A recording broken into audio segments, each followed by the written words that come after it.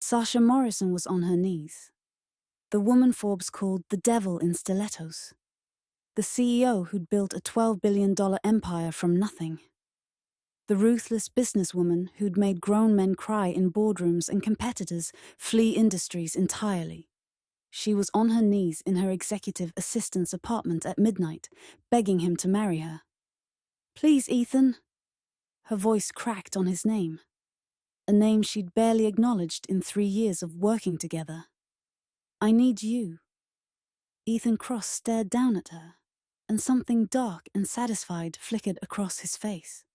Something that looked an awful lot like revenge. "Say that again." His voice was soft, dangerous. "I want to hear the devil beg." 12 hours earlier, this would have been impossible. 12 hours earlier, Sasha Morrison had walked into her boardroom like she owned the world. Because she did.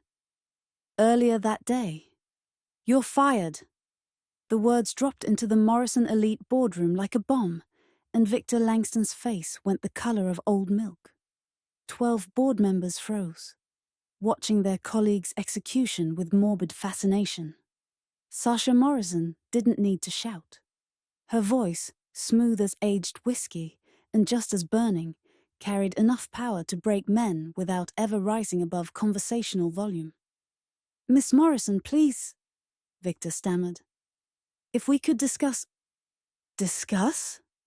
Her Louboutin clicked against marble as she circled the table, red soles flashing like warning lights. The black Tom Ford suit fit like armor. The signature red lipstick was a declaration of war.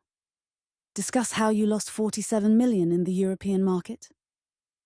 How your strategic expansion was actually catastrophic incompetence." She stopped behind his chair. Victor didn't turn around. Smart man. "Or perhaps you'd like to discuss how I specifically advised against this expansion 3 months ago, and you ignored me?" "I never received any—" "Ethan." Sasha didn't look at the man standing motionless by the wall. She never looked at him unless she needed something. "Show them." Ethan Cross moved like a ghost. 29 years old, Wharton-educated, brilliant enough to run his own empire, but somehow trapped as her assistant. His charcoal suit was impeccable. His hazel eyes were carefully empty. He'd learned that being noticed meant becoming a target. The presentation appeared on screen. Charts proving Victor's incompetence, analysis showing projected versus actual losses, every damning detail laid out with surgical precision. Work Ethan had done. Work he'd spent sleepless nights perfecting. Work Sasha would take credit for in 3, 2, 1. "This analysis proves your decisions weren't just wrong, Victor. They were reckless." Sasha's fingers drummed once against the table. Her only tell when she was enjoying herself. Possibly criminal. Definitely grounds for immediate termination. Silence. Victor's hands trembled. "Security will escort you out. Your severance is generous because I'm feeling merciful today." She settled into her chair like a queen claiming a throne. "Don't make me regret it." Security materialized, already waiting, because Sasha planned everything down to the second, and led Victor away. The other board members fled the moment she dismissed them, desperate to escape before she found fault with their work, their decisions, their entire existences. Only Ethan remained. He stood perfectly still, tablet in hand, waiting, like furniture. Like he didn't have a Wharton MBA and strategic insights that had saved her company millions. Like he wasn't a human being who deserved basic respect. Sasha finally looked at him and smiled. "That was brilliant work on the European analysis, Ethan." Something flickered in his eyes. Hope. The pathetic, desperate hope that finally, after 3 years, she might actually acknowledge his contribution. "I'm putting it in the company newsletter under my name." She gathered her things, already dismissing him. "Consider it a learning opportunity." watching how real leaders present insights. The hope died. She watched it happen and didn't care. Of course, Miss Morrison. His voice was glass smooth, empty. Anything else? 3 things. Donovan contract revision by morning. They're screwing us on IP clauses. Singapore proposal needs cultural review before I present tomorrow. And pick up my dry cleaning at Bergdorf's before 6. Impossible tasks delivered like they were nothing, because to her he was nothing. Ethan's stylus moved across his tablet, documenting each demand. He'd stopped arguing years ago.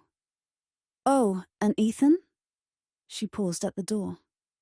Next time you bury important items in my daily briefing, put them first. I almost missed your warning about Victor's disaster. If I'd listened 3 months ago, we wouldn't have lost 47 million. The closest she'd come to admitting he'd been right, that she'd been wrong. But it wasn't an apology, wasn't credit, wasn't respect. Just another way of saying his brilliance belonged to her. I'll remember that. His knuckles were white around the tablet. Sasha left, her perfume, Tom Ford black orchid, dark and expensive, trailing behind her like a threat. Alone in the empty boardroom, Ethan Cross allowed himself exactly 5 seconds. 5 seconds to clench his fists until his nails drew blood. 5 seconds to imagine walking out forever. 5 seconds to hate her with everything in him. Then he smoothed his tie and went back to being invisible. But that night, everything would change. That night, the devil in stilettos would fall. And Ethan Cross, the man she'd spent 3 years destroying, would be the one holding all the power. The one she'd have to beg. The one who'd finally make her kneel. Location, Morrison Elite Conference Room. Evening. The evening light painted Manhattan in shades of amber and shadow through Sasha's floor-to-ceiling office windows. She should have left hours ago, but the penthouse waiting for her held nothing but silence and ghosts. So she stayed, reviewing the Tokyo acquisition proposal for the 3rd time, answering emails from London and Hong Kong, pretending that empire building could fill the void where a life should be. Her phone buzzed against the glass desk. A calendar notification. Board meeting, 6 p.m, conference room. Sasha frowned. She hadn't scheduled this. Her assistant, Ethan, would have flagged any board meeting, would have prepared briefing materials, would have given her advance warning. This appeared out of nowhere, like someone had bypassed her entirely. Red flag number 1.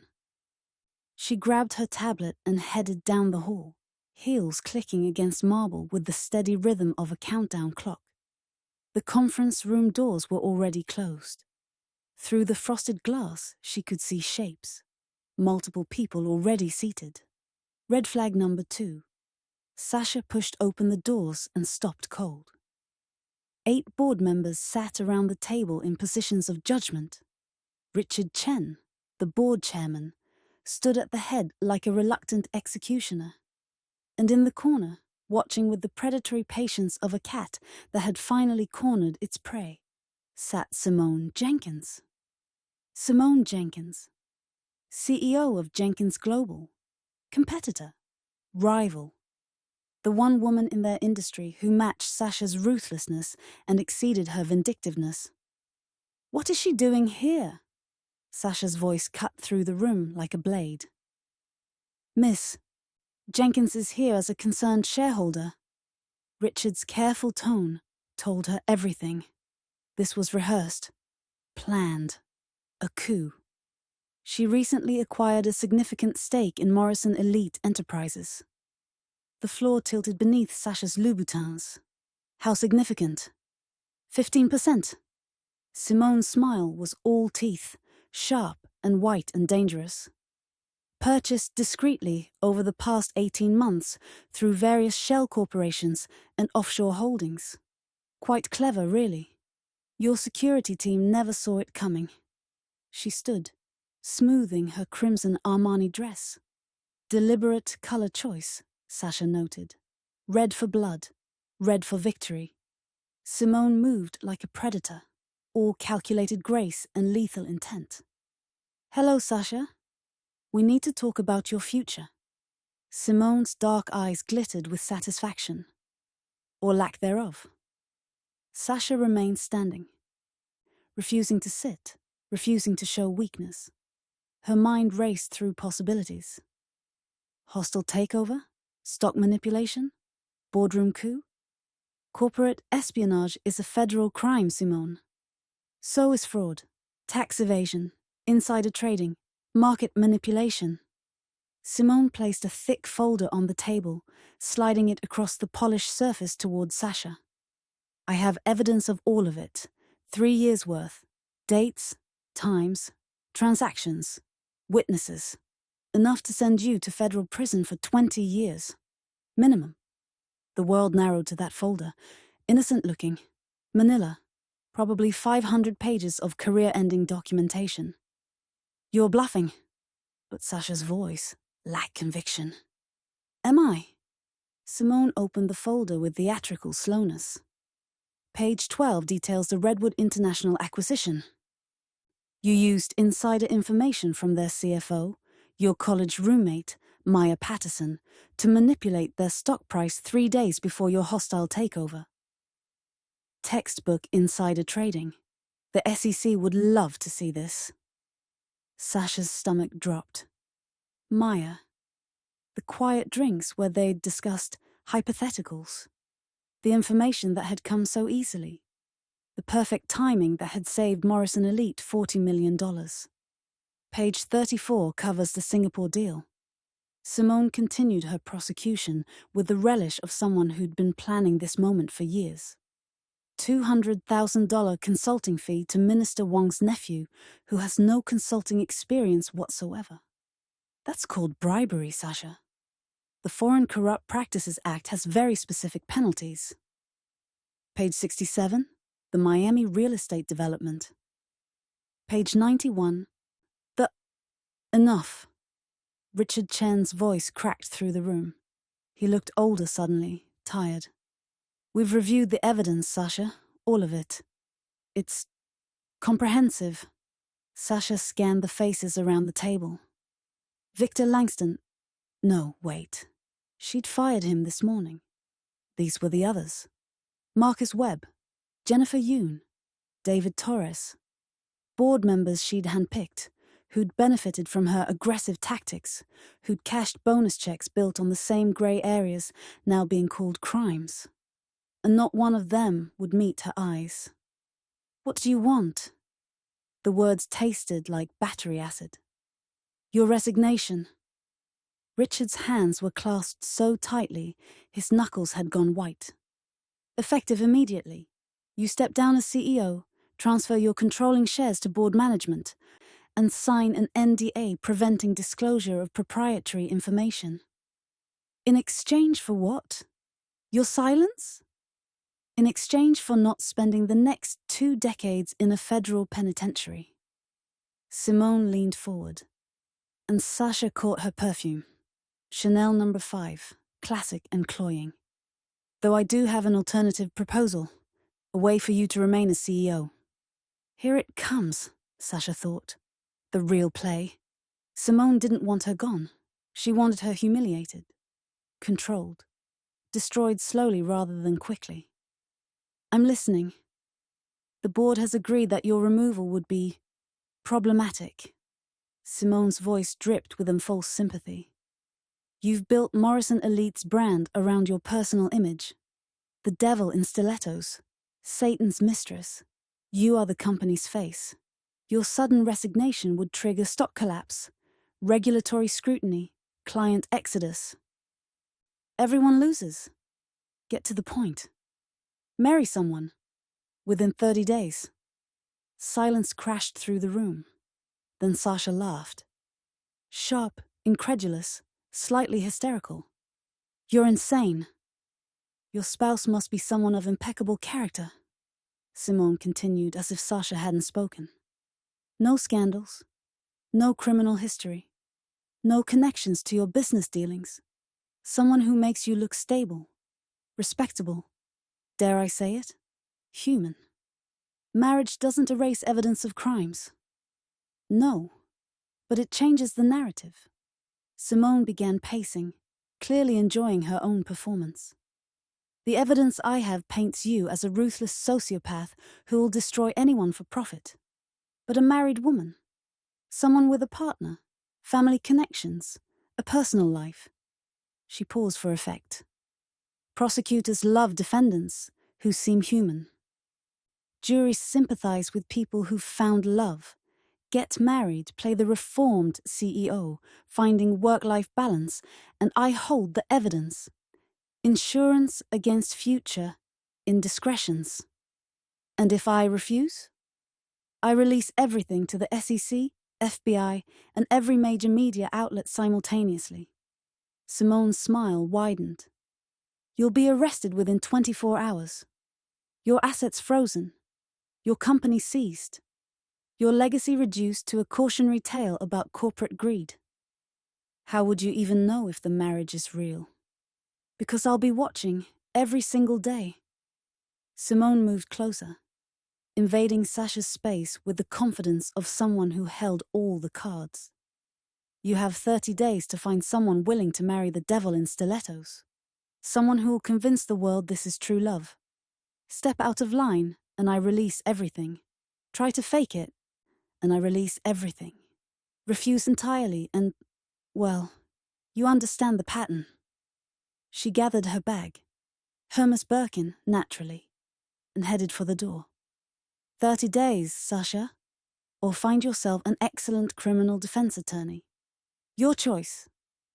The board members filed out behind her like sheep following their new shepherd. No apologies, no backward glances. They'd made their choice, and she wasn't it. Only Richard Chen remained. I'm sorry. His voice was barely above a whisper. She owns enough shares to force this vote. And the evidence. He met her eyes finally, and she saw genuine regret there. Sasha, is it true? Any of it? Does it matter?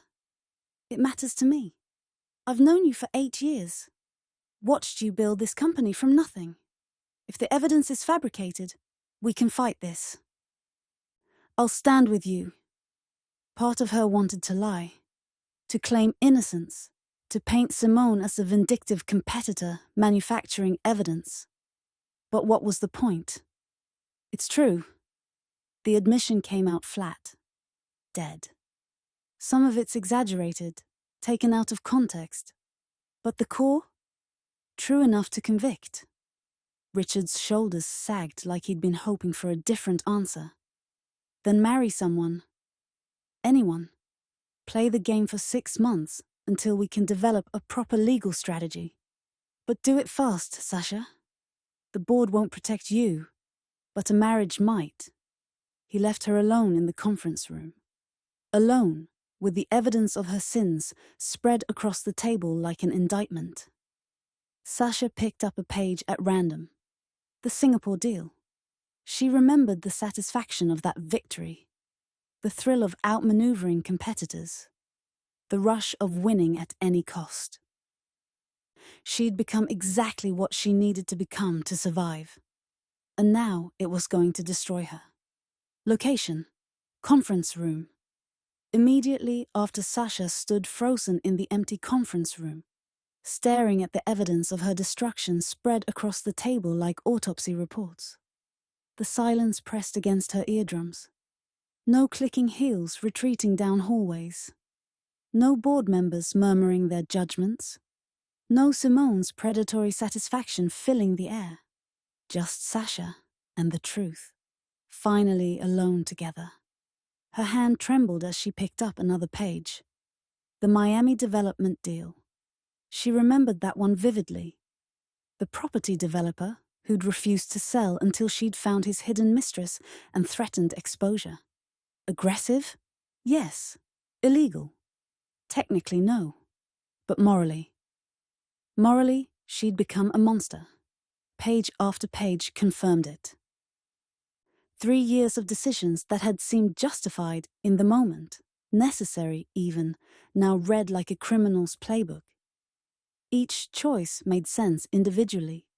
Collectively, they painted a portrait of someone who'd sacrificed every principle for profit. How did I get here? But she knew how. She'd been 16 when her parents died.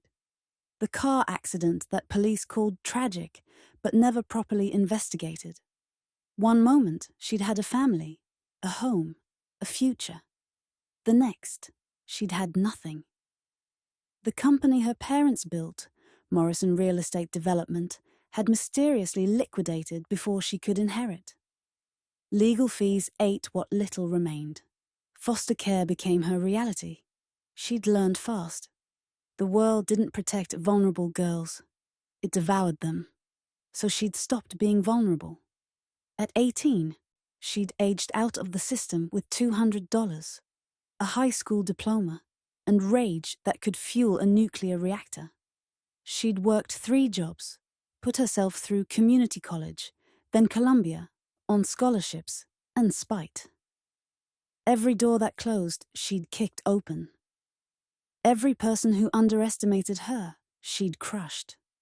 By 25, she'd launched Morrison Elite Enterprises with a small business loan and audacity. By 30, she'd built it into $1 billion company. By 33, $12 billion and counting. The ruthlessness that had saved her, that had transformed a parentless teenager into a billionaire CEO, was now destroying her. Poetic justice, really. Sasha sank into a chair, her armor finally cracking. 30 days. Find someone to marry, make it believable, or lose everything she'd built from the ashes of her childhood. Think, calculate, solve the problem. Option 1, hire someone, an actor, a professional. Pay them handsomely to play the role of devoted fiancé. No, too risky. Simone would investigate anyone Sasha suddenly produced. A stranger with no connection to her life would raise immediate red flags. The relationship history wouldn't exist. Friends and colleagues would question it. Media would dig into inconsistencies. Option 2, approach a business associate. Someone from her professional circle? Absolutely not. Anyone in her industry was either a competitor who'd sell her out or someone who'd worked with her long enough to know exactly how ruthless she was. No one who understood her business practices would voluntarily tie themselves to a sinking ship, and approaching them would reveal her desperation, weakness she couldn't afford to show. Option 3, find someone from her personal life. Sasha almost laughed. What personal life? She had no friends, no romantic history worth mentioning. A few forgettable encounters with men who'd bored her or wanted something from her. No family. No connections outside the corporate ecosystem she'd built. 17 years of intentional isolation had finally trapped her. She needed someone who already knew her. Someone whose presence in her life wouldn't raise questions. Someone respectable enough to pass Simone's impeccable character requirement. Someone who couldn't expose what they'd already witnessed. Someone she had leverage over. The realization crystallized slowly, like ice forming across glass. Ethan Cross, her assistant, the man who'd stood silently in boardrooms for 3 years, documenting her every move. Who'd witnessed her ruthlessness up close. Who knew where metaphorical bodies were buried because he'd helped her bury them, albeit unwillingly. The man she'd systematically humiliated and exploited. Sasha's mind raced through the justification, testing the logic like a legal brief. Timeline works. 3 years of close professional proximity. Easy to claim they'd fallen for each other gradually, kept it secret due to workplace dynamics. He knows everything already. Can't expose secrets he's complicit in. Can't reveal her methods without implicating himself in some capacity. Perfect character witness. Wharton graduate. No criminal record. respected in professional circles. Exactly the kind of impeccable character Simone demanded. She has leverage. His job, his career trajectory, his professional reputation, all tied to her. He needs the reference, the experience, the connection to Morrison elite on his resume. It was perfect, logical, strategic. It was also impossible, because Ethan Cross hated her, rightfully, completely justifiably hated her. She'd stolen his ideas and put her name on them. She'd made him fetch dry cleaning and coffee like an intern despite his Wharton MBA. She'd publicly dismissed his contributions, privately relied on his brilliance, and never once acknowledged the human being behind the productivity. This morning, she'd taken credit for his analysis of Victor's failures, had literally told him it was a learning opportunity to watch her present his work. The man had every reason to laugh in her face. No amount of money would make him agree. No professional advancement would tempt someone who clearly valued his dignity. She had nothing he wanted badly enough to endure 6 months legally bound to the woman who'd made his professional life a nightmare. Unless she gave him something he'd never had from her. Power, control, the satisfaction of watching her beg. Sasha's breath caught. The thought of kneeling before Ethan Cross, of asking instead of demanding, of needing instead of using, made her stomach turn. She'd built her entire adult life on never being vulnerable, never needing anyone, never admitting weakness. But what choice did she have? Prison? Losing Morrison elite? Watching everything she'd built crumble because she was too proud to ask for help. Her parents had died when she was 16. She'd survived, thrived even. Built an empire from nothing through sheer force of will and calculated ruthlessness. She could survive this, too. Even if it meant humiliation, even if it meant begging. Sasha gathered the evidence documents with shaking hands. Her mind already calculating. Where did Ethan live? How would she approach this? What would she offer? What would he demand? There was one person who knew every ugly detail of her life, who'd witnessed her at her worst, who she had leverage over, the same person whose brilliant ideas she'd stolen, whose dignity she'd trampled, whose 3 years of service she'd repaid with humiliation. Ethan Cross would never agree, unless she made him an offer he couldn't refuse, unless she got on her knees and begged. The devil in Stilettos was about to fall, and the man she'd spent 3 years destroying would be the one to catch her, or let her shatter completely. His choice.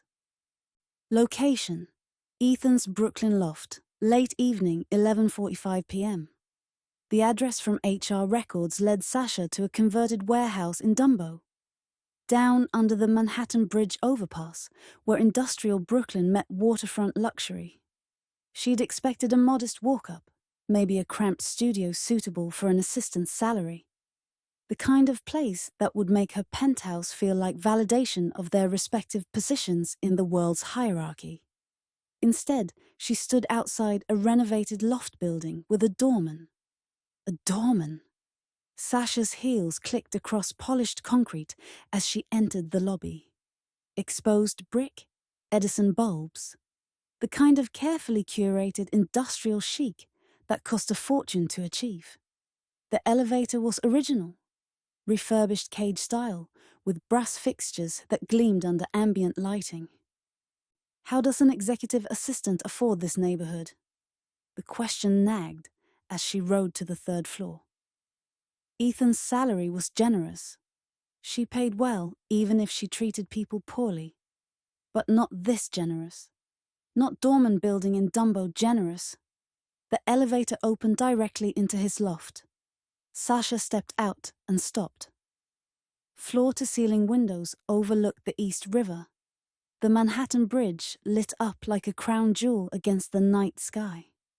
Exposed brick walls rose 20 feet to original timber beams. The furniture was mid-century modern, authentic pieces, not reproductions. A Noguchi coffee table, an Eames lounge chair in buttery leather, abstract art that looked suspiciously like original Rothko studies. The kitchen gleamed with commercial-grade appliances. A La Marzocco espresso machine that cost more than most people's cars. Sub-zero refrigerator, marble countertops that continued seamlessly into a breakfast bar. But it was the bookshelves that stopped her breath. An entire wall dedicated to books. Not for show. These were read, worn, loved. Business strategy texts. Porter, Drucker, Christensen. Biographies of Rockefeller, Carnegie, Bezos. But also poetry. Rumi, Neruda, Mary Oliver. Philosophy. Literary fiction. Collections that spoke of a mind far more complex than fetch my dry cleaning. Who are you? The thought barely formed before a door opened and Ethan Cross appeared. And Sasha forgot about furniture and books entirely. No suit, no armor. Just a grey t-shirt that fit entirely too well across shoulders broader than she'd realized. Dark jeans worn soft with age. Bare feet that seemed impossibly intimate. His hair was damp, darker than usual, falling across his forehead in a way that made him look younger. Vulnerable. Dangerous. Without the professional veneer, he was just a man. A very attractive man who was staring at her like she'd materialized from his nightmares. Miss Morrison? His voice held shock and something else. Wariness, maybe. The tone of someone who'd learned to expect traps. Is there an emergency? I need to speak with you. Her voice came out steadier than she felt. May I come in? He stepped aside, movements careful, controlled, like he was allowing a predator into his den and calculating exit strategies. It's almost midnight. This couldn't wait until morning? No. The loft smelled like him. Bleu de Chanel cologne mixed with something warmer. Cedar and coffee and the ghost of shower steam. Sasha's heels sank into a plush area rug that probably cost more than she paid him monthly. Everything about this space was wrong, contradictory, impossible. Nice place. She was stalling, buying time, trying to regain equilibrium. Rent must be astronomical in this neighborhood. I manage. Ethan crossed his arms, leaning against the kitchen island. The casual posture should have made him less threatening.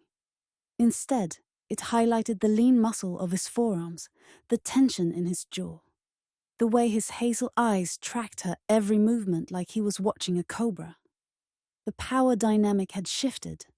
In the office, she commanded. Here, in his space at midnight, she was the intruder, the supplicant.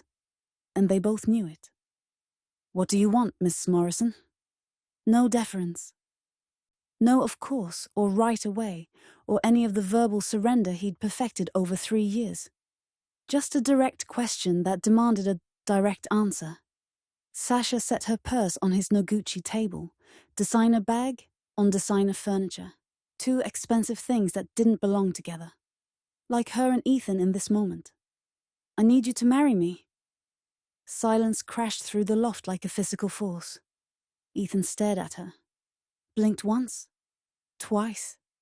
Then, excuse me. I need you to marry me within the next 30 days. The words came out clinical, businesslike, as if she were proposing a merger rather than matrimony. In exchange, I'm offering you $5 million, a VP position, and complete control over any project you want to lead after the marriage ends. You're joking. But his voice said he knew she wasn't. I've never been more serious in my life. Why? He pushed off the island, moving closer, and Sasha fought the urge to step back, to retreat. Why me? You could hire someone. Find an actor, pay them to play the role. Why your assistant? Because you know where the bodies are buried. Because you've seen me at my worst and can't expose what you've already witnessed. Because I can control you, Because it needs to be believable, she said instead, choosing partial truth over complete honesty. Someone I've worked closely with. Someone who knows me well enough to fake intimacy convincingly. Someone the board and media will accept as genuine. Ethan laughed, sharp, incredulous, edged with something that might have been pain. Someone who knows you well enough. That's rich. He closed the distance between them. And Sasha realized with a jolt that without her 4-inch heels and his usual deference, they were nearly the same height. She could see the gold flecks in his irises, could count the water droplets still clinging to his hair, could feel the heat radiating from his skin. And what about what I want? Ethan's voice dropped, dangerous and soft. He stood close enough that Sasha could see the pulse beating in his throat, could smell soap and clean skin. 3 years, Mrs. Morrison. 3 years I've brought you coffee, picked up your dry cleaning, reorganized your files at 2 in the morning, listened to you steal my ideas and take credit for my work. He stepped closer. She held her ground. 3 years of being treated like I'm invisible, like I'm nothing. Like I'm a piece of furniture that happens to be useful. His hand clenched at his sides. And now you need something from me. Now I'm visible? Now I matter? The words hit like physical blows. Sasha had known, intellectually, that she'd treated him poorly. But hearing it laid out in his voice, raw and angry and hurt, made it real in a way quarterly reports never could. I'm sorry, Ethan laughed. The sound was sharp enough to draw blood. No, you're not. You're desperate. There's a difference. You're right. The admission cost her, but lies wouldn't work here. Not anymore. I'm desperate. The board is threatening to remove me. I have 30 days to marry someone respectable or lose everything I've built. And yes, I thought of you because I've been a terrible boss. And you have every right to throw me out of your apartment and never speak to me again. She forced herself to meet his eyes, to let him see the fear underneath the calculation. But I'm asking anyway, begging if that's what it takes. Her voice cracked on the word. $5 million, Ethan. A VP position. Real power, not a meaningless title. Any project you want to lead after we divorce. 6 months of playing the devoted couple, and then you're free. Free of me, free of Morrison Elite. Free to build whatever future you want with enough money to make it happen. Why would I help you? His voice was ice. Give me one good reason why I should save the woman who's made my life hell for 3 years. Because despite everything I've done to you, you're not cruel. Sasha's throat tightened. You're better than me. Better than this. And maybe you're curious what it would feel like to have power over me for once. Something flickered in his eyes. Recognition. Temptation. Now that, he said slowly, is the first honest thing you've said tonight. Ethan moved to the windows, putting space between them. His reflection in the glass showed a man at war with himself. Tension in every line of his body, hands gripping the window frame like he was physically holding himself back. Do you know what it's like? He said quietly. To be brilliant and invisible at the same time. Sasha didn't answer. The question wasn't really for her. I graduated top of my class at Wharton, built financial models that professors still use as teaching examples. Had offers from Goldman, McKinsey, Bain, every consulting firm you can name. He turned to face her. I chose Morrison Elite because I believed in the work, in building something meaningful. In you, actually. The woman who'd built an empire from nothing. Each word was a knife, precise and cutting. That first week, I proposed the European expansion strategy. Do you remember? You called it derivative and uninspired. told me to stick to scheduling meetings until I understood how real business worked. His laugh was hollow. That strategy? You implemented it 6 months later. Put your name on every presentation. Never mentioned where the idea came from. Ethan, I'm not finished. His voice hardened. The Singapore Cultural Sensitivity Framework. Mine. The Miami Development Financing Structure. Mine. The Tokyo Acquisition Strategy you're reviewing right now. I spent 3 weeks on that analysis. 3 weeks of 16-hour days. He crossed his arms. And tomorrow, you'll walk into that boardroom and present it like it's your brilliant insight. Like I don't exist. Sasha's hands trembled. She clasped them behind her back, hiding the weakness. I know. You're right. About all of it. Do you? Ethan moved closer, and she saw the anger now, years of it, carefully controlled, finally breaking free. Do you know what it's like to watch someone take credit for your work while you stand in the corner like a well-trained dog? To bite your tongue when clients praise your ideas coming from her mouth?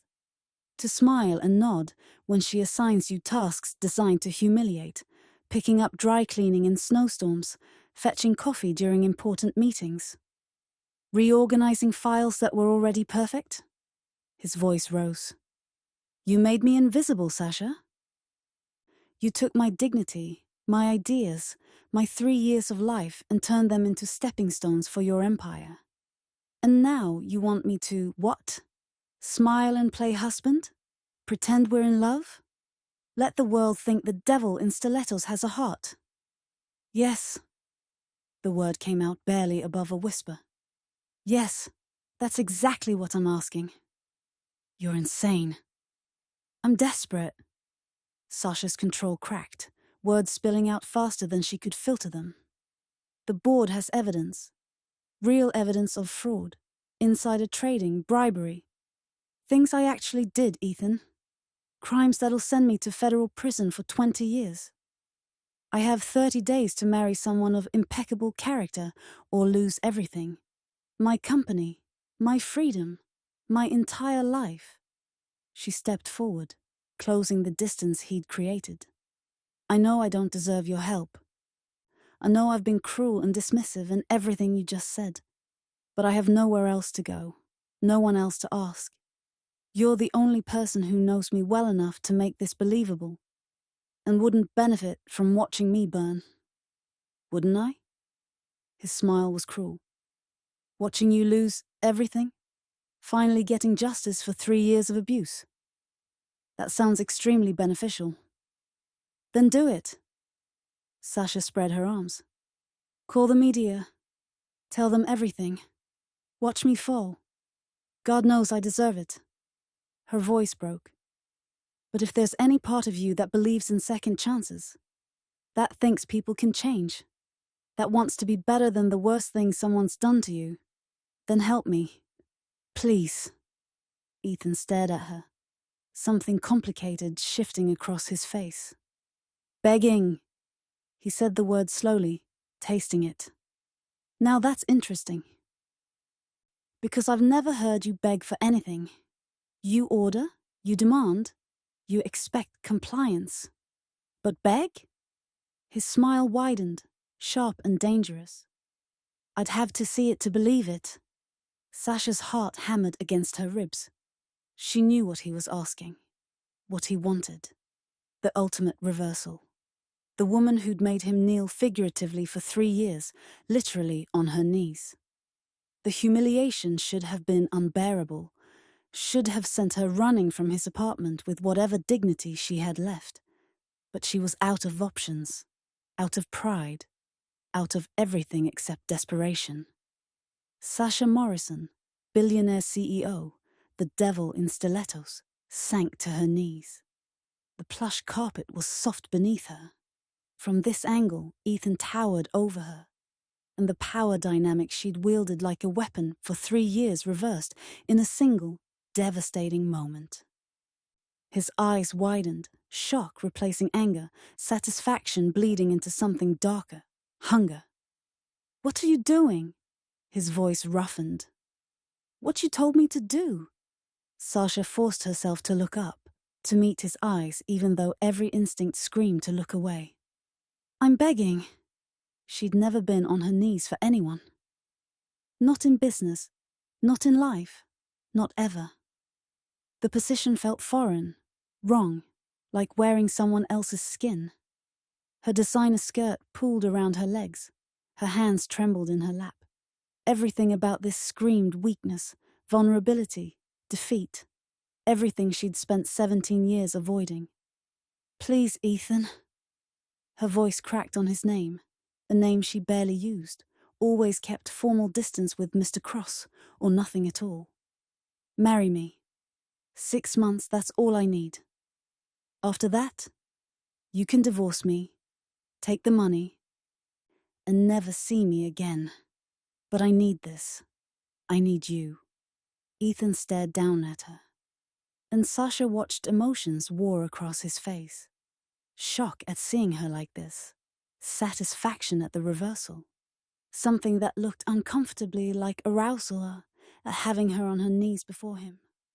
And underneath it all, conflict. The realization that he was enjoying her humiliation and the discomfort with his own cruelty. You're actually serious. His voice was barely above a whisper. You're really going to? I'll do whatever it takes. Sasha's fingernails bit into her palms. Name your price. Anything. Everything. Just, please. The word tasted like ash, like surrender. Like every wall she'd ever built crumbling to dust. Ethan crouched down, bringing them eye to eye. This close, she could see the gold flecks in his irises, could count the shadow of stubble along his jaw, could feel the heat radiating from his skin, could see the exact moment temptation won over anger. Be very careful making promises you can't keep, Miss Morrison. His voice was soft, dangerous, intimate. Because if I say yes to this insanity, I'm going to hold you to every single word, starting with anything. Their faces were inches apart. His breath ghosted across her lips. The moment stretched between them, electric and charged and impossible. Try me, Sasha whispered. His eyes dropped to her mouth, lingered, rose back to meet her gaze with something that looked an awful lot like hunger. Get up, he said finally. You're not kneeling to anyone, not even me. But Sasha stayed down. Not until you answer. Jesus Christ. Ethan ran a hand through his damp hair. Agitation radiating from every movement. The gesture messed the dark strands further, made him look younger and infinitely more dangerous. You're actually going to stay there until I agree? I told you. I'll do whatever it takes. Anything. He stood abruptly, putting distance between them again, pacing. Like a caged animal, trying to decide if the open door was freedom or trap. You want to make promises you can't keep? Fine. I want control. Real control. Not a VP title you'll undermine at every opportunity. Sasha's knees ached against the carpet, but she didn't move. Define control. After we marry, I become COO. Chief Operating Officer with actual authority. I get final say on all international acquisitions. I choose my own team, people I trust, not your yes men. And you publicly credit me for every project I've worked on for the past 3 years. Corrected authorship on all company records. It was too much. Giving him that kind of power meant trusting him not to destroy her from the inside. But what choice did she have? Done. I'm not finished. Ethan stopped pacing, turning to face her with an expression that promised no mercy. During this marriage, this fake, transactional 6-month arrangement, you treat me like a partner. No more ordering me around. No more public humiliation. No more stealing my work. We present as equals, in public and private. He crouched down again, bringing them eye level once more. Can you do that, Miss Morrison? Can you treat me like an actual human being for 6 months? Not your assistant, not your employee, not your servant. Your equal? The question cut deeper than any blade, because they both knew the answer. She'd spent 3 years, her entire adult life really, treating people as tools. Resources to be exploited, stepping stones to success. Treating someone as an equal meant vulnerability, meant admitting she wasn't superior, meant becoming human, meant everything she'd taught herself not to be. I can try. Not good enough. His voice hardened.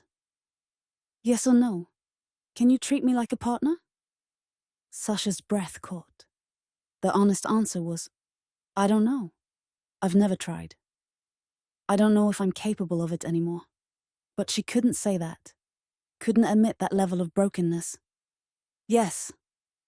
The word scraped out of her throat like broken glass. Yes. I can. I will. Something shifted in Ethan's expression. Not trust. They were miles from trust. But acknowledgement. A tentative first step toward possibility. Okay then. He stood, offering his hand. Get up. You've humiliated yourself enough for one night. Sasha took his hand, warm, strong, steadier than hers, and let him pull her to her feet. Her knees protested after being locked in position, and she stumbled slightly. Ethan's other hand shot out, catching her elbow, steadying her. For a moment, they stood too close, hands still linked. His grip on her elbow firm but not controlling. Both breathing too fast, the air between them charged with something neither wanted to name. Recognition, maybe. The acknowledgement that they were both trapped now, bound by desperation and need and a devil's bargain neither could afford to break. Or maybe it was something more dangerous. Awareness. Sasha stepped back, breaking the contact. Her professional mask sliding into place like armor. This was familiar territory. Negotiation. Terms. Contracts. She could do business even when her knees still ached from kneeling. We need to make this legal, Ethan said, moving to the kitchen island and pulling out a laptop. All business now, the moment of charged awareness locked away. A real contract, not just a verbal agreement. I'll have my lawyers draw something up. No. His voice was flat, final. My lawyers. I want every protection in writing before I sign anything. Salary, position, divorce terms, NDA clauses, everything. You don't trust me. Ethan's laugh was sharp. Should I? The honest answer stuck in her throat. No, you shouldn't. I've never given you reason to trust me. I've only shown you cruelty and exploitation. Fair enough, she said instead. Your lawyers? But I need this done fast. 26 days until we need to be married. Then we'd better be thorough. Ethan opened his laptop, fingers flying across the keyboard. Let's start with compensation. You offered $5 million. I want it in escrow, released the day after the divorce is finalized. Non-negotiable, regardless of how the marriage ends. Agreed. COO position starts the day after we're married. Not when you feel like it. Not when I've proven myself. Immediately. With full authority and a seat on the board. Sasha's jaw tightened. Giving him board access meant he'd see everything. Financials, decisions, strategies. He'd have real power to challenge her, to expose her, to destroy her from within if he chose. But that was the point, wasn't it? He needed leverage to feel safe entering this arrangement. Agreed. But I remain CEO with final say on company direction. For now. Ethan's eyes met hers. After the divorce, we renegotiate. Either I stay as COO with proper authority, or I walk with my settlement and you find a new second in command. Fair. International acquisitions fall under my purview. You consult me, I make recommendations, but I have final approval authority. No more unilateral decisions that I have to clean up. That stung because it was accurate. How many of her aggressive international plays had Ethan quietly fixed behind the scenes? How many potential disasters had he prevented while she took credit for the successes? Agreed. I choose my own team. No plants, no spies, no people whose primary loyalty is to you. I hire who I trust. As long as they're qualified. More qualified than your current yes men? Ethan's smile was sharp. That's a low bar. Sasha bit back the retort. He wasn't wrong. She'd surrounded herself with people who agreed with her, who never challenged her judgment. It had seemed like efficiency. Now it looked like ego. Agreed, you choose your team. Public credit for all past projects. Ethan pulled up a document. A list, Sasha realized with growing dread. Every project, every analysis, every strategy he'd developed that she'd claimed. 3 years of intellectual theft, itemized. Company records get corrected. Press releases go out acknowledging my contributions. Your name comes off my work. That'll raise questions. People will wonder why we're suddenly telling the truth. Ethan's voice was ice. Let them wonder? This is non-negotiable, Sasha. You want me to play your devoted husband? Fine.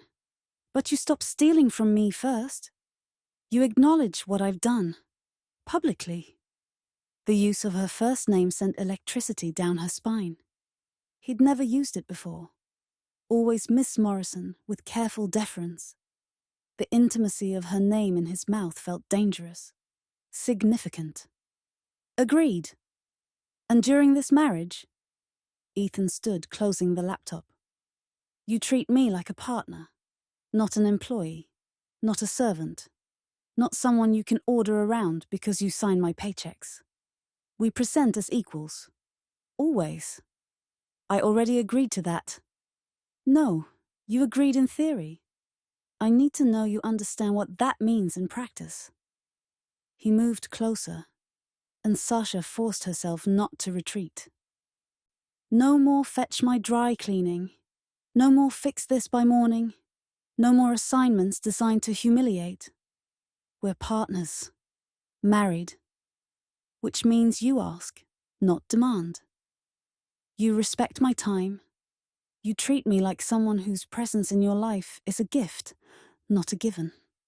Sasha's chest tightened. When had anyone's presence in her life been a gift? When had she ever treated people as anything other than resources to be managed? I don't know if I know how to do that, she admitted quietly. Then learn. No sympathy in his voice. Just hard truth. Because I'm not spending 6 months being your whipping boy with a ring. Either we're equals, or this doesn't happen. Okay. The word came out smaller than she intended. I'll learn. I'll try. She swallowed hard. I'll treat you like you matter. Because you do. Matter. Something shifted in Ethan's expression. Not trust, but maybe the first crack in his armor. The acknowledgement that she was capable of honesty, even if that honesty revealed how broken she was. Good. He returned to the counter, pulling out his phone. I'll have my lawyer draft the contract. Expect it by end of day tomorrow. Once it's signed, we'll need to establish a public relationship history. Meaning? Meaning this has to look real, Sasha. People will investigate. Simone will be watching for any inconsistency. We need a believable story for how we got together. Ethan's fingers flew across his phone screen. Dating history. How long we've been seeing each other secretly. Why we kept it quiet. When we decided to go public. Every detail needs to be airtight. Sasha's stomach knotted. Public appearances? Multiple. Starting immediately. Dinners at places we'd be seen. Maybe a weekend trip somewhere photogenic. Social media posts, carefully curated to look casual. We need to sell this to your colleagues, the board, the media, and most importantly, Simone. And we'd need to... She couldn't quite finish the sentence. Live together. Yes. Ethan's voice was matter-of-fact, but his jaw tightened. Married couples don't maintain separate residences. Investigators would notice. Media would question it. It has to be believable. Your place or mine? Yours. Your penthouse is better known, more established. Moving me in makes sense. New husband joining his wife's life. He looked around his loft. I'll keep this as a backup, somewhere to escape to when we need space. When? Not if. Both of them already assuming they'd need distance from each other. How cozy, Sasha said dryly. You want cozy? You should have married someone you didn't torture for 3 years. Ethan's smile was sharp. This is a business arrangement. We'll be professional, civil, convincing when necessary. But let's not pretend this is anything other than what it is. A transaction. Agreed. Relief mixed with something that might have been disappointment. Safer this way. Transactional. No emotions to complicate things. One more condition. Ethan's voice dropped. When this is over, when we divorce and go our separate ways, you never contact me again. No job offers. No business proposals. No let's stay friends bullshit. 6 months, and then I'm free of you forever. Completely. Understood? The words hit harder than they should have. This was temporary. Always was. But hearing him articulate it, the finality of it, made something in her chest constrict. Understood. I need to hear you say it. After the divorce, we're done. No contact. Ever. After the divorce, no contact. Ever. The words tasted like ash. Ethan studied her face, looking for something. I didn't matter to you, did I? In 3 years, did I ever matter as anything other than a useful tool? Yes, something inside her screamed. You mattered. You always mattered. That's why I kept you close. Why I noticed everything about you. Why your opinion was the one I secretly trusted most. But admitting that meant admitting she'd spent 3 years destroying someone who mattered. Meant confronting a cruelty that went beyond business. Meant accepting that she was capable of hurting people she cared about. No, she lied, meeting his eyes. You didn't. Something flickered across his face. Pain, maybe. Or relief that his low expectations had been met. Good. He extended his hand. Then we understand each other. 6 months. We save your company, play the happy couple, and then we're done. Forever. Sasha looked at his hand. Strong, steady, offering something between a truce and a trap. This was it. The moment of commitment. Once she shook his hand, there was no going back. She'd be bound to Ethan Cross in ways she'd never been bound to anyone. She took his hand. His fingers wrapped around hers, warm and solid, and entirely too intimate for a business arrangement. The handshake lasted a beat too long. His thumb brushed across her knuckles. Accident or intention, she couldn't tell. But the touch sent electricity racing up her arm. 6 months, Ethan repeated, his voice rough. 6 months, Sasha echoed. But as their hands remained clasped, as his eyes held hers with an intensity that felt dangerous, she wondered if 6 months would be enough time to destroy them both. Or if maybe, impossibly, terrifyingly, it might be enough time to save them. Ethan released her hand and stepped back, the professional mask sliding back into place. I'll have the contract sent over tomorrow. We'll schedule our first public appearance for this weekend, somewhere visible. Romantic. His smile was sardonic. Start practicing your in love expression. Don't worry. Sasha gathered her purse, armor fully restored. I'm an excellent actress. You'd have to be. No one would believe the devil in stilettos has a heart otherwise. The words should have stung. Instead, they felt like a challenge. As Sasha walked to the elevator, she glanced back. Ethan stood in his loft, backlit by floor-to-ceiling windows and Manhattan lights, watching her leave with an expression she couldn't read. In 26 days, they'd be married. In 6 months, they'd be divorced. And somewhere between those 2 points, Sasha suspected, everything she thought she knew about herself would be proven wrong. God help them both. Location: Sasha's office. 3 days later, the contract arrived via encrypted email at precisely 9 a.m. on Thursday morning.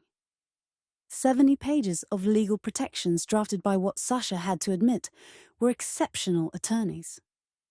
Every clause airtight, every contingency anticipated, every protection Ethan had demanded codified into binding legal language.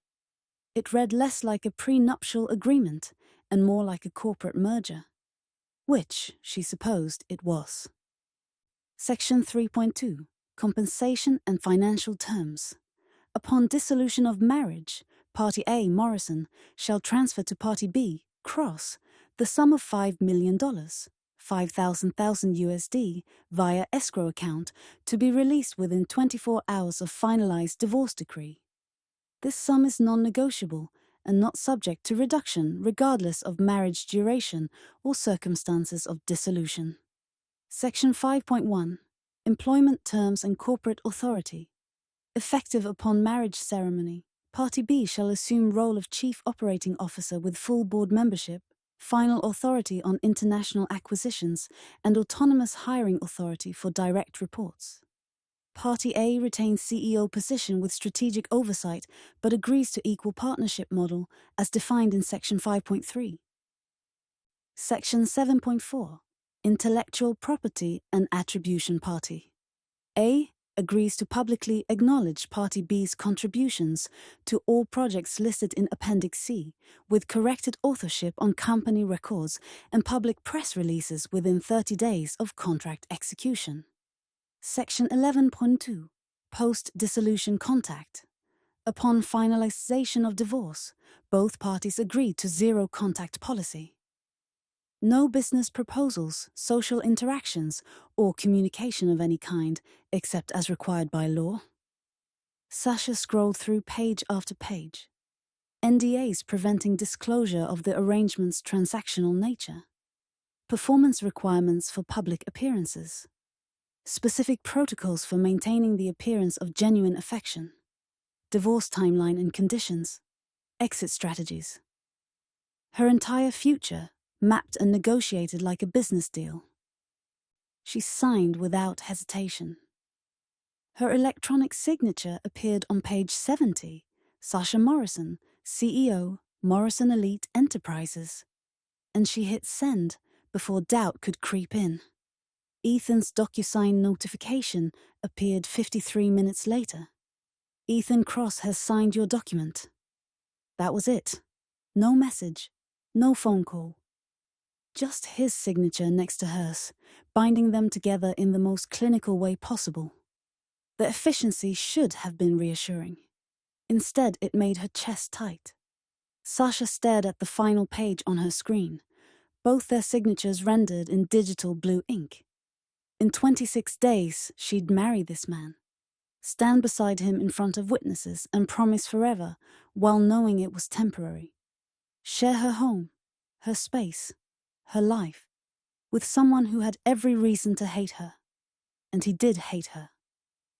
The contract made that crystal clear. Every protection he'd demanded, every clause ensuring his escape, every word screamed, "I don't trust you, I'll never trust you. 6 months, and I'm gone." She couldn't blame him. Her phone buzzed against the glass desk. Unknown number. Sasha's finger hovered over decline, then answered. A text message appeared instead of a call. "Congratulations on your engagement." Her blood ran cold. I look forward to watching you try to make this farce believable. Such an ambitious performance. The devil in stilettos finding true love. But I'll know, Sasha. I always know when you're lying. You have 26 days to perfect your act. Make it convincing. One slip, one inconsistency, one moment where the mask falls and I release everything. The SEC, the FBI, every major media outlet, TikTok. S.J. Simone Jenkins, watching. Waiting, counting down the days until Sasha slipped. A second text arrived immediately after. P.S. I hope he's worth it. Though we both know no one could ever really love you. Not the real you. Sasha's hands shook as she set the phone down. 26 days. 26 days to build a believable love story with a man who despised her. To convince the world, the board, Simone, and countless investigators that the Ice Queen had melted. To lie better than she'd ever lied before. Because if Simone caught even one crack in the facade, if anyone suspected the truth, it was over. Federal prison. 20 years. Everything she'd built since she was 16 years old. Destroyed. Her office door opened without warning. Ethan walked in, no longer asking permission, already exercising the equality their contract demanded. He wore a charcoal suit that fit perfectly, his expression unreadable. "We need to talk about this weekend," he said without preamble. "I've made reservations at Le Bernardin for Saturday night. 8 o'clock. We'll be seen." "Fine. And Sasha?" He paused at her desk, close enough that she could smell his cologne. "Smile when you see me. Like you're happy I'm here. Practice starts now." Their eyes met. His held challenge, hers held desperation. "We're being watched," she said quietly, showing him Simone's text. Ethan read it, jaw tightening. When he looked up, something in his expression had shifted. Not warmth, but understanding. They were both trapped now, both under surveillance, both gambling everything on a lie. "Then we'd better be convincing." He leaned down, his breath ghosting across her ear. "Starting with you looking at me like I'm not the enemy." "Aren't you?" His smile was dangerous. "I guess we'll find out." He left her office with the confidence of someone who'd just gained power he'd never had before. And Sasha sat alone, staring at their signatures on the contract, wondering if she'd just signed her salvation or her complete destruction. 26 days. The countdown had begun. After Ethan left, Sasha tried to focus on work. The Tokyo acquisition required her attention. Quarterly reports needed review. 3 executive meetings filled her afternoon calendar. Normal operations of running a $12 billion empire. But her eyes kept drifting to the signed contract on her screen, to Simone's text, to the countdown timer she'd created in her head. 26 days. Her phone buzzed. Another text. Ethan, this time. "Dinner tomorrow night. Per the contract, we need to establish public dating history. Le Bernardin, 8 p.m. Reservations under cross. Professional. Efficient. Like he was scheduling a board meeting. Prepare to smile, like you actually enjoy my company. We're selling a romance, remember?" Sasha's jaw tightened. The casual sarcasm stung more than it should have. Also, wear something that doesn't scream Ice Queen. Softer colors. Maybe blue. "You do own something that isn't black or red, right?" She typed back. "I'll manage my own wardrobe, thank you." The reply came instantly. "Partners, remember?" "I'm invested in this performance too." Blue. "Trust me." Trust. That word again. Like he was testing how far she'd bend, how much control she'd relinquish. Sasha deleted her response 3 times before settling on, "Fine. Blue." 8 p.m. She could compromise. She could be flexible. This was partnership, equality, all the things she'd agreed to. Another text appeared before she could set the phone down. Also, I'm meeting with Simone Jenkins tomorrow afternoon. 3 p.m., don't ask why. Sasha's world tilted. Her fingers flew across the screen before rational thought could stop them. Why are you meeting with her? The response was immediate. Cold. Final. I told you not to ask. See you tomorrow at 8. Wear blue. The phone went dark in her hand. Sasha stared at the blank screen, her reflection ghosting back at her. Wide eyes, white knuckles, the very picture of panic she'd spent 17 years learning to hide. Ethan was meeting with Simone Jenkins, the woman blackmailing her. The woman who held evidence to destroy everything. The woman who'd orchestrated this entire nightmare. Why? Her mind raced through possibilities, each worse than the last. Possibility 1. Simone had contacted him, offered him a better deal. More money, more power, less entanglement with a criminal. Why marry the devil when you could just destroy her and collect a reward? Possibility 2. Ethan had contacted Simone, was negotiating his own terms, using the marriage contract as leverage to broker something more valuable, insider access, company secrets, the satisfaction of watching Sasha burn from the inside. Possibility 3. They'd been working together all along, every grievance he'd aired, every humiliation he'd endured. All part of an elaborate trap. Get close, gain her trust, collect evidence, and deliver her to Simone gift-wrapped. Her hands shook. She pressed them flat against her desk, forcing control. No, stop. Think rationally. But rational thought was impossible when she'd just signed away her leverage, when she'd gotten on her knees and begged the man she'd tormented for 3 years, when she'd given him COO authority, board access, and control over international acquisitions, everything he'd need to destroy her company from within. What if this had never been about helping her? What if revenge was subtler than she'd imagined? Sasha grabbed her phone, fingers hovering over Ethan's contact. She could call, demand answers, pull rank and... No, she couldn't pull rank. The contract explicitly forbade it. Equal partners, mutual respect, no more ordering around. She'd agreed to those terms, signed them, bound herself to them. For the first time in 3 years, she couldn't command Ethan Cross to do anything. The realization crashed over her like ice water. She'd given away her power, all of it, to someone with every justification for using it against her. What have I done? Her office felt smaller suddenly, the walls closing in. Manhattan stretched beyond her windows. Millions of people, thousands of businesses. An entire empire built on her ability to control situations, to outmaneuver opponents, to always stay 3 steps ahead. And now she couldn't even control her own fake fiancé. Sasha forced herself to breathe, to think, to strategize instead of panic. Maybe Ethan's meeting with Simone was innocent. Maybe he was gathering intelligence, trying to understand their enemy. Maybe he was protecting both of them by establishing his own relationship with the woman who held the knife to their throats. Or maybe... Her phone buzzed again. Unknown number. Her heart stopped. But it wasn't Simone this time. Miss Morrison, this is Catherine Way from the New York Times. I'm running a story about unusual executive marriages in corporate America. I'd love to get your comment on your recent engagement to your assistant, Ethan Cross. I have some questions about the timeline.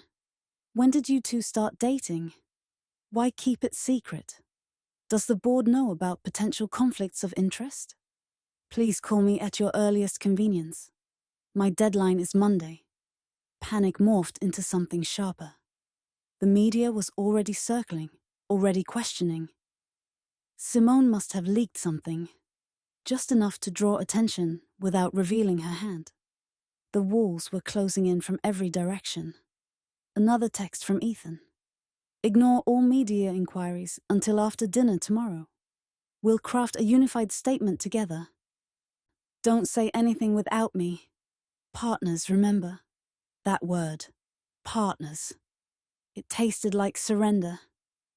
Sasha wanted to scream, to throw her phone against the wall, to call her lawyers and find a way out of this contract, this marriage, this nightmare she'd walked into with open eyes and desperate calculations.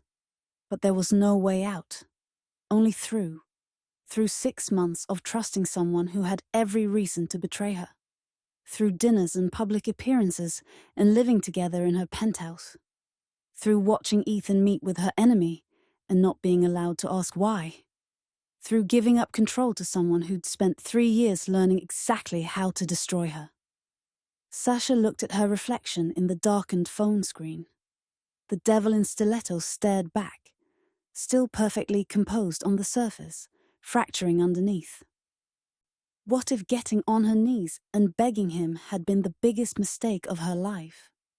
The question haunted her as afternoon bled into evening, as her office emptied and Manhattan's lights began to glow, as she sat alone in her tower, more isolated than she'd been before she'd asked for help, because isolation she knew how to handle. Vulnerability was foreign territory, and Ethan Cross, the man who now held her fate in his hands, was meeting with the enemy tomorrow, without explanation, without permission, without her. 26 days until the wedding.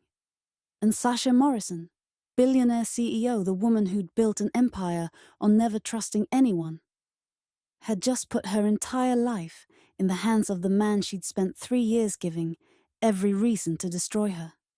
She closed her eyes and tried to remember what trust felt like. She couldn't. Location: Ethan's Brooklyn loft, same evening. Ethan Cross sat alone in his apartment, the Manhattan skyline glittering through floor-to-ceiling windows like a field of stars. His laptop glowed on the kitchen counter, the only light in the darkening loft. On the screen, an email. From S. Jenkins, jenkinsglobal.com. Date, September 15th, 2 months ago. Subject, an opportunity, worth considering, Mr. Cross. My offer still stands. VP position at Jenkins Global. $5 million signing bonus. And the satisfaction of watching Sasha Morrison's empire burn to the ground. All you have to do is say yes. Give me insider access to Morrison Elite, calendars, strategies, vulnerabilities, and together we'll destroy everything she's built. Every ruthless decision, every stolen idea, every person she's crushed on her way to the top. She deserves it for what she's done to you, what she's stolen. 3 years of your brilliance, your dignity, your life. I can give you justice, real justice. Not just a job, but vengeance. Think about it.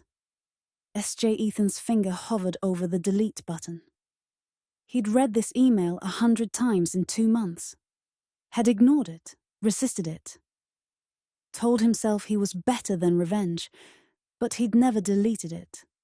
His cursor drifted to his drafts folder. Clicked. To S. Jenkins, jenkinsglobal.com. Subject: I accept draft saved. September 22nd. The email sat there, unsent. 3 paragraphs agreeing to everything Simone offered.